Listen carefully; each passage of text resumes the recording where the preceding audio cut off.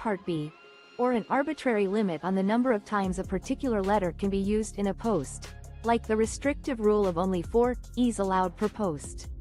In some instances, posts are swiftly removed without any explanation being provided to the user, rendering the platform nearly unusable. TIFU by thinking a mirror was a passageway to another room. Was at a club last night and thought the mirror was a passageway into a new room, went to go through it and saw someone coming towards me. Tried to move out of the way and he moved the same way as me. Then I looked up.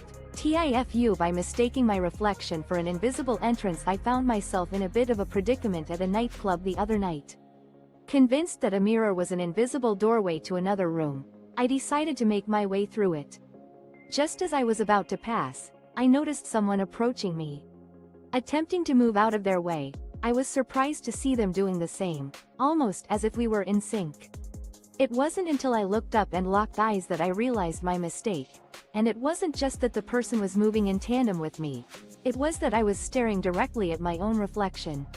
I quickly composed myself, apologized for the awkwardness, and then, in a moment of social awkwardness, raised my glass in a toast, only to realize it was actually an awkward greeting to my own reflection as it was reaching for its glass. Edit. Wow, thanks. My first post and made it to the front page. Laughing face, for those asking, it was in Nottingham. Update. None TLDR. I thought a mirror was a secret door at a club, ended up toasting my own reflection. AITA for telling my roommate her BF can't sleep over 5 nights a week. It's pretty straightforward. My roommate's BF is over 5 days a week.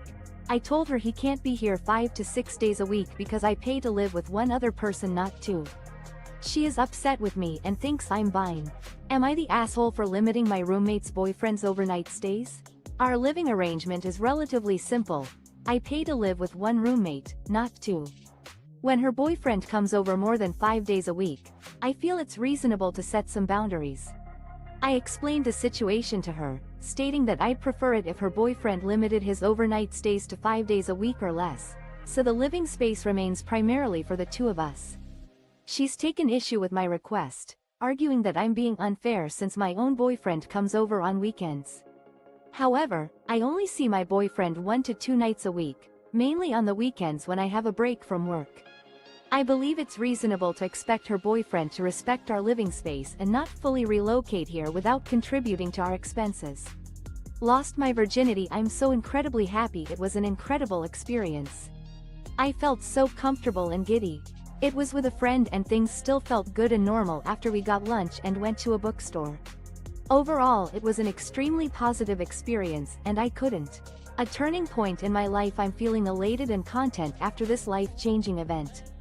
The experience was truly unforgettable, and I felt at ease and carefree throughout. Sharing this moment with someone I care about made it all the more special. Afterward, we continued with our daily routine, going for lunch and browsing through a bookstore, which added to the normalcy and comfort of the situation.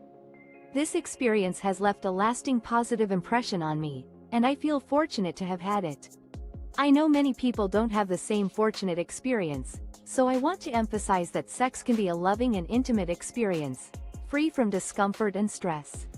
I'm grateful for this newfound understanding, and I'm thrilled to have had such a wonderful introduction to this aspect of life. Edit. This story is a personal reflection of the writer's experience, and it's not intended to be a universal representation of everyone's experiences with sex. Update. The writer's perspective is unique and might not be the same for everyone, but it's an inspiring and positive take on losing one's virginity. TLDR. The writer shares their positive experience losing their virginity and wants to emphasize that sex can be a loving and intimate experience. Kids at Adults Only Resort. Wife and I are on honeymoon at an Adults Only, all-inclusive in Mexico. There was a large wedding here where all ages were invited. Fine for a day, but it seems as part of the wedding deal all of the guests including their children are able to stay. Yes. Honeymoon disrupted by uninvited family. My wife and I are currently on our honeymoon at an Adults Only, all-inclusive resort in Mexico. However, the property recently hosted a wedding that, unlike its usual policy, allowed families with children to attend. The wedding guests stayed for a few days and have since taken over the quiet areas, creating chaos in the restaurants with their loud noises and making a mess. The atmosphere we were expecting to be romantic and peaceful has been ruined by the presence of children. I'm wondering if we have any straightforward options to address what appears to be false advertising. Edit: there have been no updates to this situation. Update: there have been no further updates. TLDR: a wedding at an adults-only resort led to an influx of families and children, disrupting the quiet atmosphere for honeymooning adults. Saw this on Twitter and I wanted to share. Parents who emotionally abused their children their entire lives and then cry real, proper tears when their children grow up and forgot their entire existence are in the top 3 sets of people with the most audacity. I have a not. A tweet caught my eye, prompting me to share its insight. There's a particular category of individuals who possess an extraordinary amount of audacity. Parents who emotionally manipulated their children throughout their lives, only to break down in tears when those children grow up and seem to have forgotten their very existence. I have another child who has never had the chance to meet my parents. However, my family members often pretend that my kids and grandparents have a close relationship. In reality, this is far from the truth. As a result, my children are unlikely to have a meaningful connection with their grandparents from my side. I didn't want to die today. This is kinda short and maybe silly to some people, but today's the first day and I don't know how long that when I thought about death I was afraid of it. I wanted to keep living out my life and be happy. I'm making progress. Update: holy s. Today was supposed to be more than just another day. For the first time in an uncertain amount, when mortality crept into my thoughts, I found myself seized by a deep-seated dread. I yearned for more time to live, to experience the world, and to discover the happiness that life had to offer. I'm making strides, taking tentative steps towards healing. Update: holy shit. I didn't anticipate this post receiving such an overwhelming response. Thank you. As a young person still navigating the ups and downs of life, to hear that so many people are proud of me for sharing this, truly touched my heart. Thank you. Happy crying face. I made my wife cry at the pizza parlor. My wife is a heck of a strong lady. She doesn't break down. We were having a date night at our favorite pizza place and we were talking about how things had been going.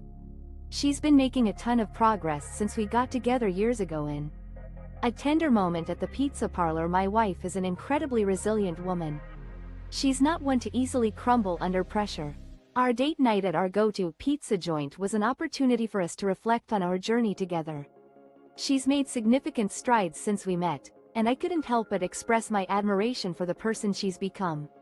My simple yet heartfelt declaration of pride had an unexpected outcome. It moved her to tears. It wasn't until